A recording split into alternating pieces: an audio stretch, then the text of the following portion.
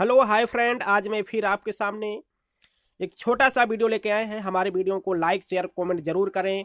हमारे इस चैनल को सब्सक्राइब करना बिल्कुल ना भूलें। धन्यवाद। आज मैं आपको एक श्लोक के माध्यम से उसका अर्थ बताऊंगा। ये भागवत कथा का, ये भागवत पुराण का एक सबसे पहला श्लोक है भागवत गीता का। कहते हैं कि सच्चिदानंद रूपाय विश्व उत्पत्ते हवे तवे तापत्रम विनाशाय श्री कृष्णाय वयम नमः। इसका अर्थ है कि सच्चिदानंद मतलब भगवान का नाम है, सत्य चित और आनंद। सत्य क्या है?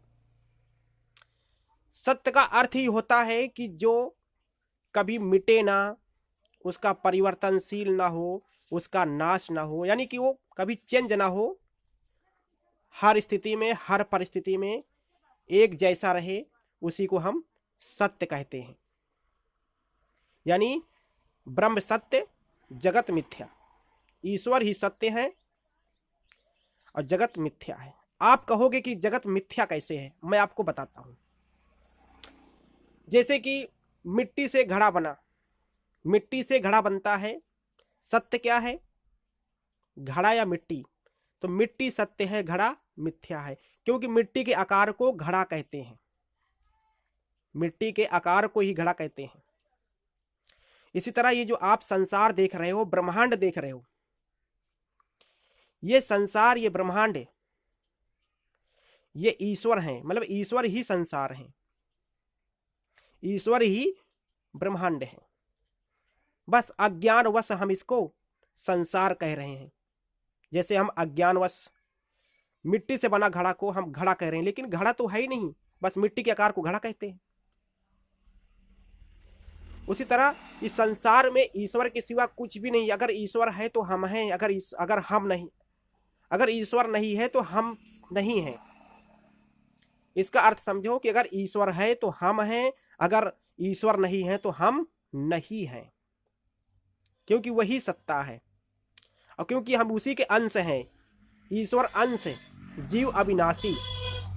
हम ईश्वर के अंश हैं, अविनाशी हैं और चेतन हैं।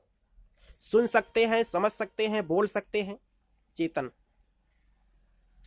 तो दोस्तों, सच्चिदानंद रूपाय, सत्य चित, चित माने होता है प्रकाश। परमात्मा आत्मा के रूप में हम सबके भीतर विद्यमान हैं, ये भी बात सत्य है। उसके बाद है आनंद। भगवान का नाम आनंद है, नंद के आनंद भयो। सच्चिदानंद रूपाय विश्व उत्पत्ति हवे तबे, यानी विश्व की उत्पत्ति, पालन और संहार करता ईश्वर परमात्मा है। तापत्रम विनाशाय, हमारे जीवन में 3 प्रकार के दुख आते हैं, दैविक, देहिक और भौतिक। दैविक, देहिक और भौतिक। देहिक मतलब होते शारीरिक दुख, कोई तन से, कोई मन से, कोई धन से दुखी है। और दैविक होता है देवताओं से प्राप्त होने वाला दुख, अधिक गर्मी, अधिक सर्दी और अधिक वर्षा। इसके बाद भौतिक दुख, सांप का डसना, बिच्छू का डंक मारना और एक्सीडेंट इत्यादि, ये भौतिक दुख हैं। तो मनुष्य के जीवन में केवल 3 प्रकार के दुख आते हैं, दैविक, देहिक और भौतिक।